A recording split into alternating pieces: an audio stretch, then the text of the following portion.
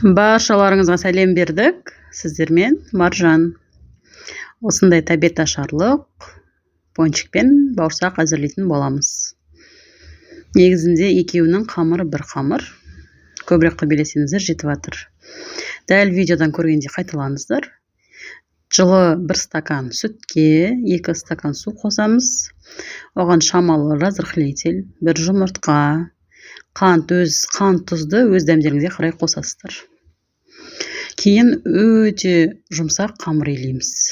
Өте жұмсақ болу керек, мүлде қатты болмау керек. Аз-аз қолға жабысып тұрса да бола береді. Оны 1-2 рет қайтарып, 2-2,5 сағатта ашиды, көтеріледі.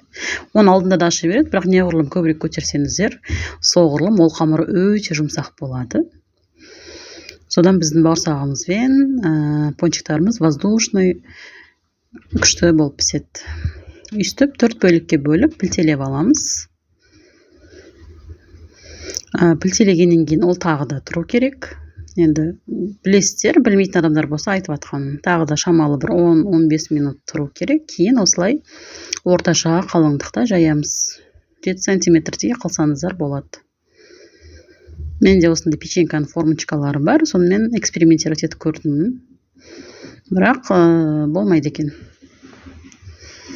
Пончикті әдеттегідей домалақ қып, өздеріңізге ыңғайлы ыдыспен кесіп аласыздар. Кружкамен, кесемен кессеңіздер болады.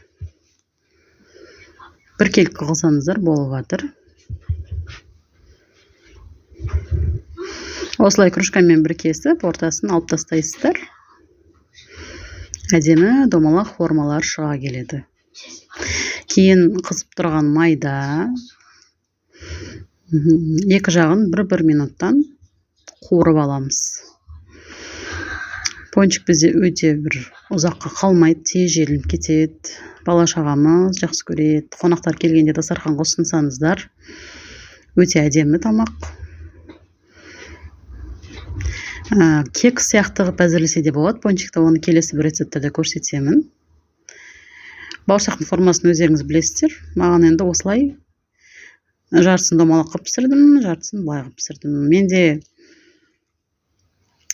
қазақстанский шоколад ертіп аласыздар. Шамалы сүт қосасыздар да үстіп жағып шығасыздар болды.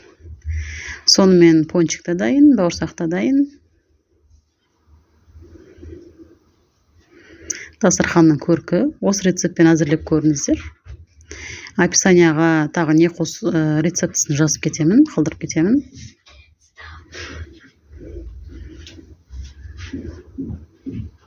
Ас болсын. Каналға тіркеліп кетіңіздер. Барлықтарыңызға рахмет.